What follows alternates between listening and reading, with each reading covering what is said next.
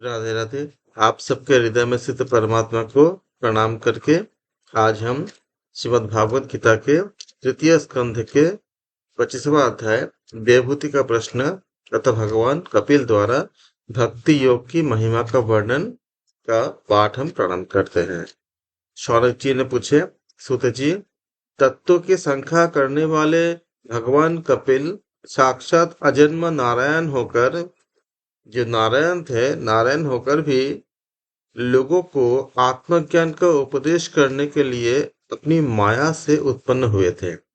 मैंने भगवान के बहुत से चरित्र सुने हैं, तथापि इन योगी प्रवर पुरुष श्रेष्ठ कपिल जी की कीर्ति को सुनते सुनते मेरे इंद्रियां तृप्त नहीं होती।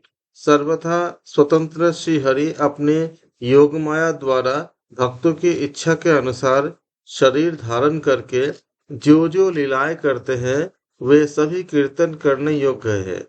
अतः आप मुझे वे सभी सुनाइए, मुझे उन्हें सुनने में बड़ी श्रद्धा है।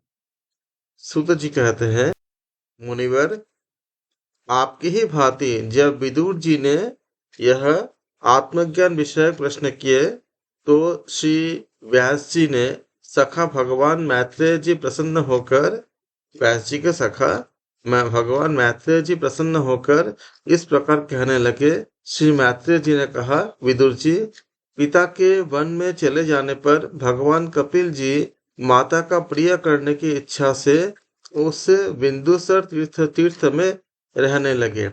एक दिन तत्व समूह के पारदर्शी भगवान कपिल कर्म कला से विरत हो आसन पर विराजमान थे। उस समय ब्रह्मा जी के वचनों के स्मरण करके देवहूति ने उनसे कहे। देवहूति बोले, गुमन प्रभु, इन दुष्ट इंद्रियों की विषय लालसा से मैं बहुत उब गई हूँ और इनकी इच्छा पूरी करते करते इनकी इच्छा पूरी करते रहने से ही घोर अज्ञान अंधकार में हम पड़े हुए हैं। अब आपकी कृपा से मेरे जन्म परंपरा समाप्त हो चुकी है। इसी से इस दुस्तर अज्ञान अंधकार से पार लगाने के लिए सुंदर नेत्र रूप आप प्राप्त हुए हैं। आप संपूर्ण जीवों के स्वामी भगवान आदि पुरुष है तथा अज्ञान अंधकार से अंधे पुरुषों के लिए नेत्र स्वरूप सूर्य की भांति उदित है।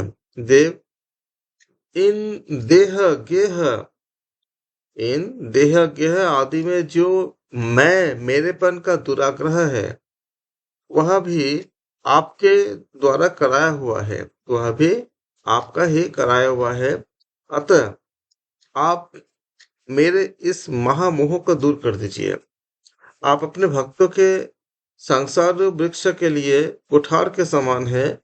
मैं प्रकृति और पुरुष का ज्ञान प्राप्त करने की इच्छा से आप शरणागत वत्सल के शरण में आए हूँ। आप भागवत धर्म जानने वाले जो जो जानने वाले हैं, आप भागवत धर्म जानने वालों में सबसे श्रेष्ठ है। मैं आपको प्रणाम करती हूँ। श्री मैत्रेय जी कहते हैं, इस प्रकार माता देवहूति ने अपनी जो अभिलाषा प्रकट की वह परम पवित्र और लोगों का मोक्ष मार्ग में अनुराग उत्पन्न करने वाली थी।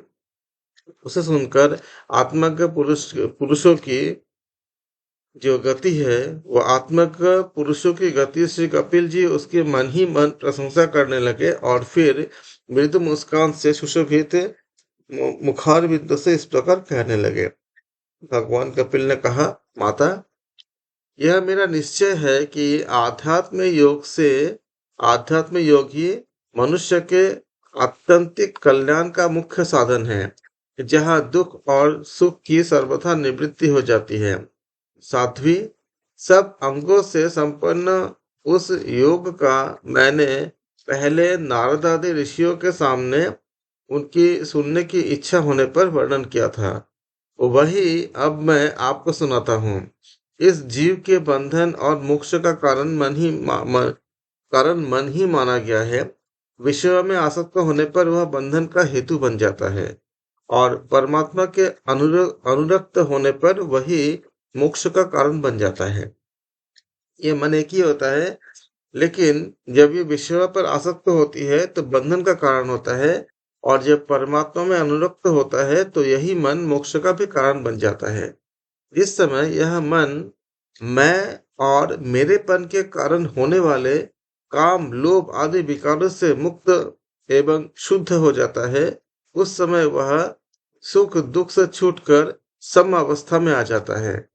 तब जीव अपने ज्ञान, वैराग्य और भक्ति से युक्त हृदय से आत्मा को प्रकृति से परे एकमात्र अद्वितीय भेद रहित स्वयं प्रकाश, सूक्ष्म, अखंड और उदासीन अर्थात सुख दुख शून्य देखता है तथा प्रकृति को शक्तिहीन अनुभव करता है।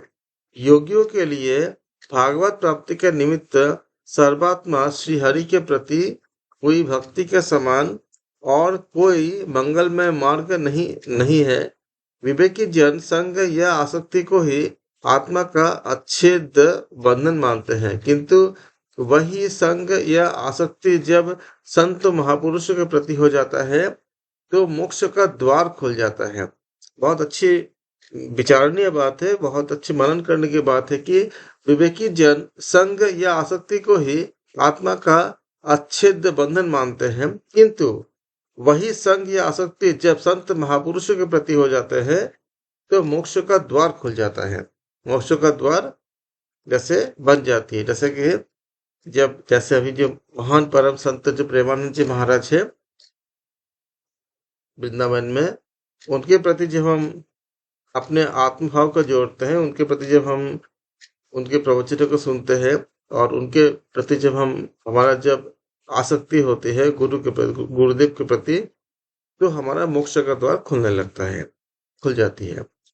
इसी प्रकार से महान संतों के साथ जब आसक्ति बनती है तो मोक्ष का द्वार बन जाती है, खुला हो जाती है।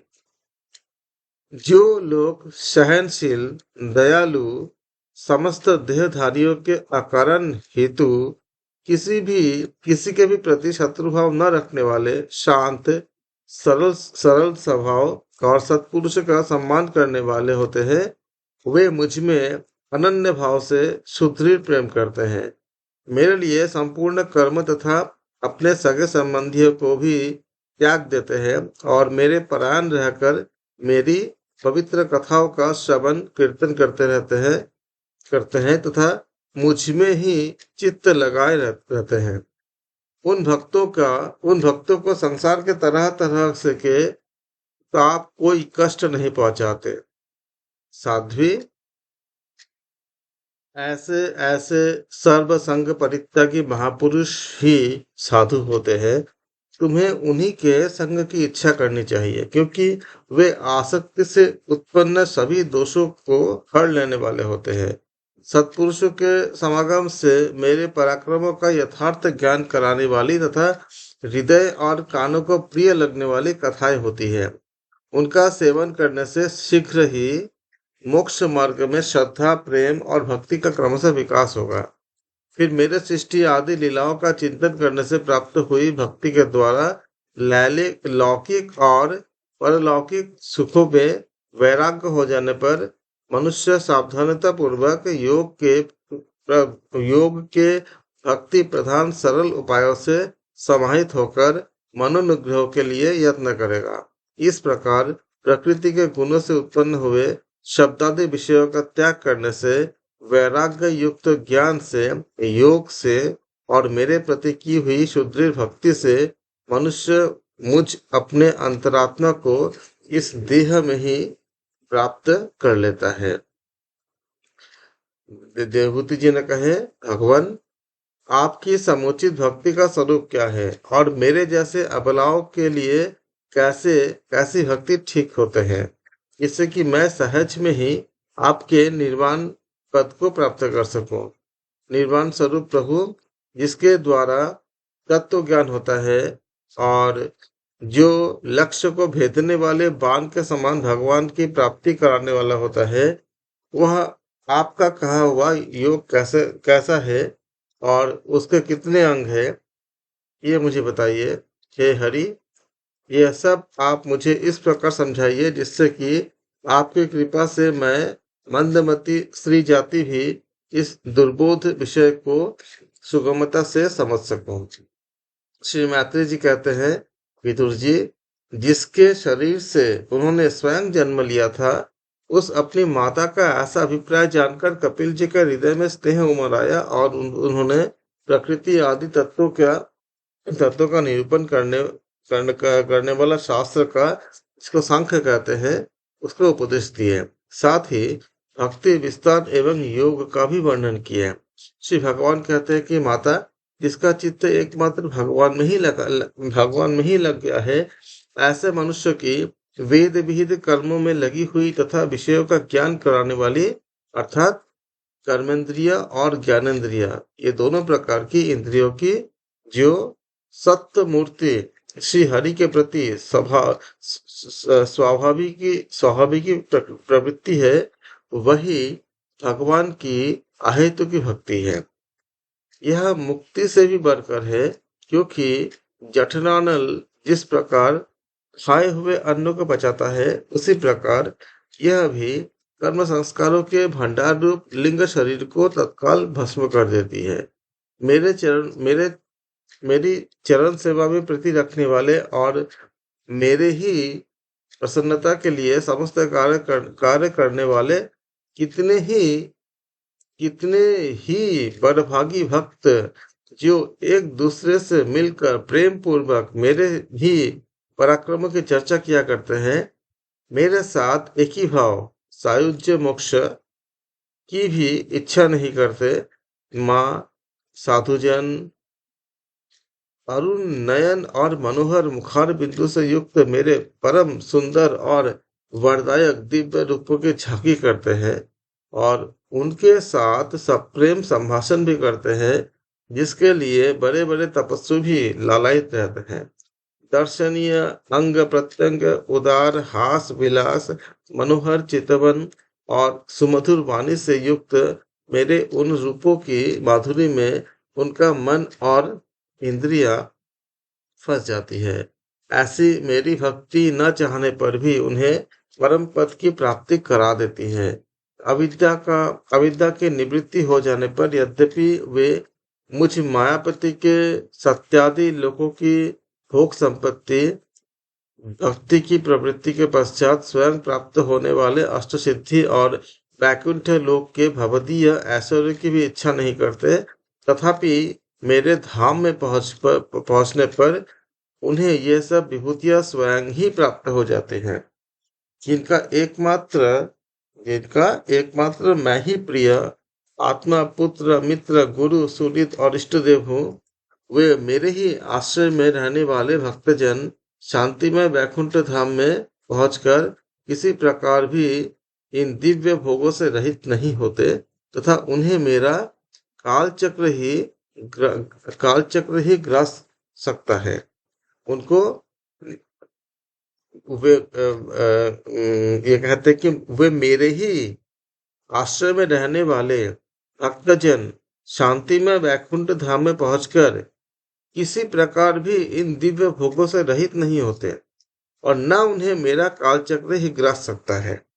माता जी, जो लोग यह लोक परलोक और इन दोनों लोकों में साथ जाने वाले वासनामय लिंग देह को तथा शरीर से संबंध रखने वाले जो धन, पशु एवं गृह इत्यादि है, ये जो पदार्थ होते हैं, उन सबको और अन्याय संग्रह को भी छोड़कर अनन्य भक्ति से सब प्रकार मेरा ही भजन करते हैं, उन्हें मैं मृत्यु रूप संसार सागर से पार कर देता हूँ। मैं साक्षात भगवान हूँ, प्रकृति पुरुष का भी प्रभु हूँ तथा समस्त प्राणियों का आत्मा हूँ। मेरे सिवा और किसी का आश्रय लेने से मृत्यु रूप महाभय से छुटकारा नहीं मिल सकता। मेरे भय से यह वायु चलती है, मेरे भय से सूर्य तपता है और मेरे भय से इंद्र वर्षा करता है और अग्नि जलाती है, तथा मेरे ही भय से मृत्यु अपने कार्य में प्रवृत्त होता है।